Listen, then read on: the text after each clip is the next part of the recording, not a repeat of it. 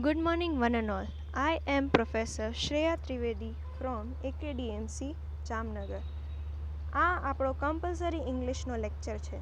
જે લોકોને compulsory English છે એટલે કે કમ્પલસરી ઇંગ્લિશ સેમ 4 એટલે કે SYBA સેમ 4નું કમ્પલસરી ઇંગ્લિશ જેને છે એ લોકો માટેના લેક્ચર છે. આગલા લેક્ચર્સમાં આપણે જોયું કે આપણે સિલેબસમાં ટેક્સ્ટ બુક છે અને 3 ગ્રામરના ટોપિક રહેલા છે, જેમાં પહેલો ગ્રામરનો ટોપિક છે ડાયરેક્ટ અને ઇનડાયરેક્ટ સ્પીચ, જ્યારે બીજો છે એક્સપેન્શન ઓફ આઈડિયા અને ત્રીજો છે રેઝ્યુમ. આપણે ડાયરેક્ટ ઇનડાયરેક્ટ સ્પીચ પતાવ્યું, જેમાં આપણે ઘણા એના રૂલ્સ એન્ડ રેગ્યુલેશન્સ જોયા, એને કઈ રીતે ચેન્જ કરવું ડિફરન્ટ ટાઈપ્સ ઓફ સેન્ટેન્સીસ દ્વારા એ આપણે જોયું, અને પછી ઘણા બધા એક્સરસાઇઝ આપણે જોઈએ કે જેમાં આપણે જોયું કે કઈ રીતે ડાયરેક્ટથી ઇનડાયરેક્ટ ચેન્જ થશે. હવે આપણે ગયા લેક્ચરમાં એક્સપેન્શન ઓફ આઈડિયા ચાલુ કર્યું હતું. એમાં આપણે એક કરી લીધું છે અને બીજું આપણે આજે જોઈએ છીએ. બીજું છે procrastination is a thief of time. હવે પ્રોક્રેસ્ટિનેશન એટલે શું, પહેલાં તો એ આપણે જાણીએ. પ્રોક્રેસ્ટિનેશન એટલે સિમ્પલ ગુજરાતીમાં હું તમને સમજાવું તો એમાં એવું છે કે આપણે કોઈ પણ કામ જે છે એને ડીલે કરીએ, એટલે કે આપણે એમ કહીએ કે હું આજે નહીં કાલે કરીશ, તો એ ડીલે વસ્તુ જે છે એને આપણે પ્રોક્રેસ્ટિનેશન કહીએ છીએ. It has been said never put off for tomorrow what you can do today. એવું કહેવામાં આવે છે કે તમે કાંઈ પણ વસ્તુ જે છે એ કાલ પર છોડો નહીં, આજે જે છે એ આજે ને આજે કરો. Yet there are many people who enjoy postponing things. પણ છતાં એ કે ઘણા બધા એવા લોકો છે કે જે આવી વસ્તુ પોસ્ટપોન કરે છે. એટલે શું કે આગળ પ્રમોટ કરે છે કે ભાઈ કાલે કરશું ઓર પછી કરશું. Such people do not realise the dangers of delaying. આ લોકોને ખબર નથી કે આ વસ્તુ ડીલે કરવાના કેટલા ગેરફાયદાઓ છે. Work does not disappear if we postpone it. One day or the other it has to be done. આપણે પોસ્ટપોન કરીએ એનો મતલબ એ નથી કે એ કામ જે છે એ પતી જવાનું છે. આજ નહીં તો કાલે આપણે કરવાનું જ છે. The more we postpone the more the work piles up. જેટલું આપણે પોસ્ટપોન કરશું એટલું જ કે વર્ક જે છે એ વધતું જશે.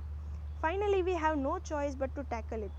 છેલ્લે અંતે કે આપણી પાસે કોઈ ચોઇસ નથી હોતું, પણ આપણે એને સામનો કરવો પડે છે. Then the amount of work seems too much. અને જેવું આપણે પોસ્ટપોન કરીએ છીએ કામ વધી જાય છે, એટલે શું થાય છે, એ આપણને કામ એકદમ વધારે લાગે છે.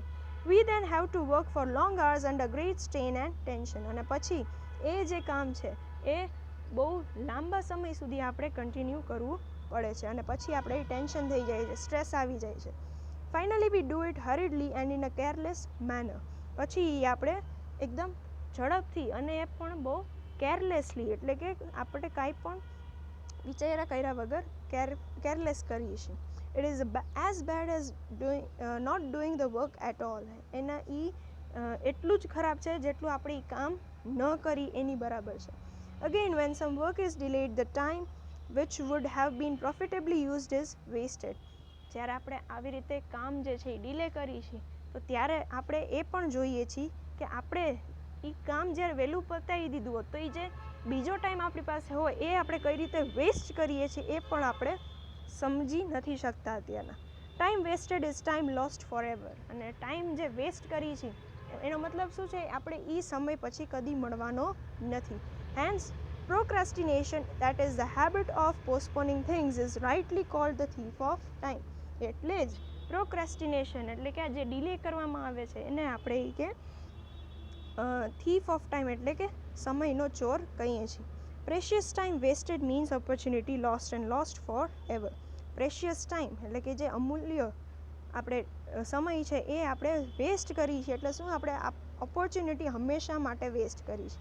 By the time we realise how much time we have wasted and how many opportunities we have missed by delaying work, it may be too late. અને જ્યાં સુધી આ વસ્તુ આપણને સમજાય છે કે કેટલો ટાઈમ આપણે વેસ્ટ કર્યો, કેટલું ડીલે કર્યું, તો ત્યાં સુધીમાં તો એ કે આપણે બહુ મોડું થઈ ગયું હોય છે.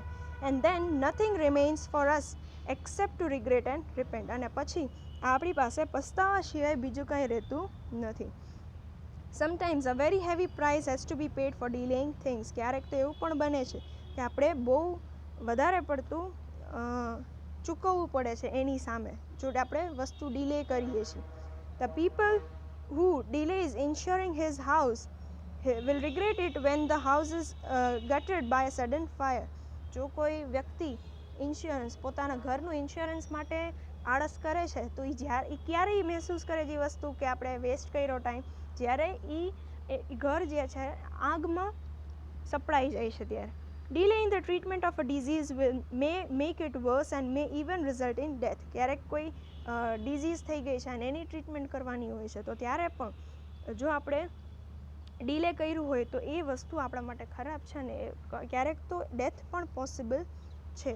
The student who goes on postponing studies will need to burn the midnight oil for the last minute preparation. Even exam ટાઈમે જો સ્ટુડન્ટ્સે પહેલાં પ્રિપરેશન ન કરી હોય તો એન્ડ મોમેન્ટ ઉપર પ્રિપરેશન કરે તો એ પણ એની માટે બહુ ખરાબ છે. એટલે procrastination is a thief of time, કે કોઈ પણ વસ્તુ ડીલે કરી છે તો એ વસ્તુ શું છે, એ સમયનો ચોર છે. ઓકે, આ હતું આપણું એક એક્સપેન્શન ઓફ આઈડિયા. હજી ઘણા બધા છે જે આપણે કરવાના રહેશે. ટિલ ધેન આ ઘણા બધા તમે પણ ગોતો ગૂગલમાંથી, તમે પણ પોતાની રીતે બનાવવાની ટ્રાય કરો. આવી રીતે 2 જ પેરેગ્રાફમાં તમારે લખવાનું રહેશે. આવી જ રીતે કોઈ પણ પહેલાં સમજો કે એનો મતલબ શું છે, એની ઉપર થોડુંક ડિસ્કશન કરો, થોડોક એક્ઝામ્પલથી આપો, જેથી કરીને એ વસ્તુ પ્રોપરલી સમજાઈ જાય. એટલે આ વસ્તુ જે છે એ તમે ધ્યાનમાં રાખો. Thank you and we will meet in the next lecture for sure. Till then, have a good day, be safe and yes, thank you, bye.